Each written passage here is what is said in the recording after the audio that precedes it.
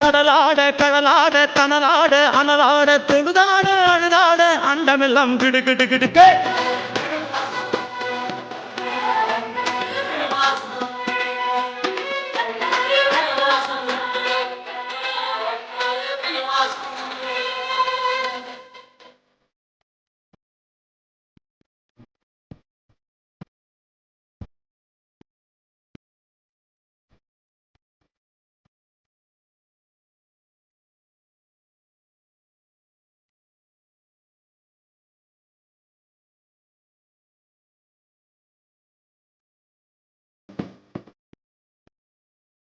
அம்மா